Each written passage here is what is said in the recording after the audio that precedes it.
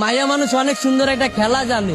ছোটবেলায় পুতুলরে মানুষ বানায় খেলে, আর বড় বেলায় মানুষকে পুতুল বানায় খেলে। বিয়া করছিলাম 5 বছরের প্রেম আর 1.5 বছরের সম্পর্ক। বিয়া 10 দিন আগে আমার ডিভোর্স হয়ে গেছে, সে আরেকটা বিয়া করে ফেলাইছে। কেন ছেড়ে গেছে এটা তো আমি কইতে পারব না, তার ব্যক্তিগত ব্যাপার, কি জন্য ছেড়ে গেছে। কিন্তু আমি আমার সাইড থেকে ওরে কোনো কমতি রাখি নাই দেওয়া।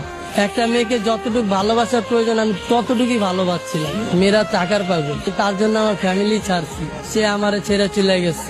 মানুষ পছন্দের একটা জিনিস কখন ছাড়ে, সে আরো দামি কিছু যদি পায় তখন ছাড়ে। সে হয়তো পাইছে আমারে ছেড়ে গেছে, কিন্তু আমি এখনো পাই নাই, সেজন্য তারা ছাড়তে পারি না। তার স্মৃতি নিয়ে বাইচে আসছি। তারে কথা দিয়েছিলাম ভাই যে সে যদি ছাইরা চলে যায় তাহলে আমি আত্মহত্যা করবো, কিন্তু ভাই অনেক কষ্টে বাইচে আসছি নিজের লগে লড়াই কইরা। সে চলে যাওয়ার পর আমার বাইচা থাকার ইচ্ছাটা চলে গেছে। ভালোবাসার মানুষ হারানোটা অনেক কষ্টে, যার হারায় সেই বোঝে।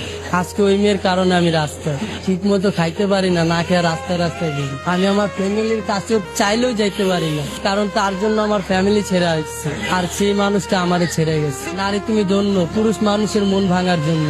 তাকে কি এমন কোনো কথা আছে যেটা বলা হয়নি, আজকে আমাদের মাধ্যমে বলবেন? তাকে একটা কথাই বলবো, আমি আজও তোমাকে ভালোবাসি। আপনার মুখে আমি একটা গান শুনতে চাচ্ছি। ওপরে ওপরে মিঠা, ভেতরে সর্বতিতা। ওপরে ওপরে মিঠা, ভেতরে সর্বতিতা। ক্ষণে ক্ষণে